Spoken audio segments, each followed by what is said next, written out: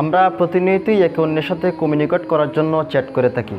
আর এই চ্যাট করার জন্য আমরা কিছু সংখ্যক ইমোজি ব্যবহার করে থাকি।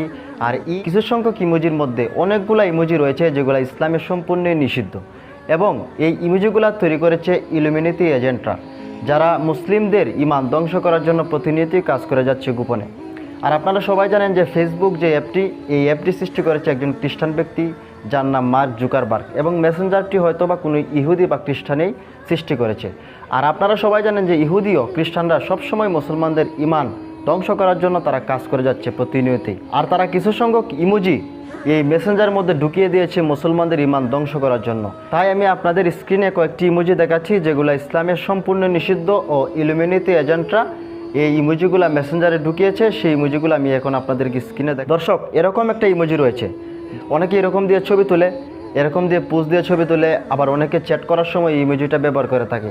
কিন্তু তারা এটা জানে না যে ইমোজির মাধ্যমে বা ইমোজি দ্বারা কী বোঝানো হয়েছে। ইলুমিনেটি এজেন্টরা এই ইমোজি দ্বারা বোঝানো হয় যে এটা শয়তান ধর্মের সবচেয়ে বড় ইমোজি, যেটা দ্বারা শয়তানের অনুসরণকে বোঝানো হয়। নাউজুবিল্লাহ মিন জালেক। তাই আমাদের প্রত্যেক মুসলমানের উচিত যে এই সমস্ত ইমোজি থেকে নিজেকে বিরত রাখা। আরেকটি ইমোজি রয়েছে, এই যে স্ক্রিনে যে ইমোজিটা দেখতে পাচ্ছেন, ইমোজিটা এটাও শয়তান ধর্মের প্রতীক হিসেবে আখ্যায়িত করা হয়, এটা শয়তানের সাইন। এবং আরেকটি ইমোজি রয়েছে, এই যে আপনারা স্ক্রিনে দেখতে পাচ্ছেন ইমোজিটি, এই ইমোজিটি হচ্ছে সমকামীদের ইমোজি। এটাও ইসলামে সম্পূর্ণরূপে নিষিদ্ধ। এবং ইহুদি খ্রিস্টানদের ধর্ম উৎসবের দিন যে ইমোজিগুলো ব্যবহার করা হয়, সেই ইমোজিগুলো এখন আমি আপনাদেরকে দেখাবো।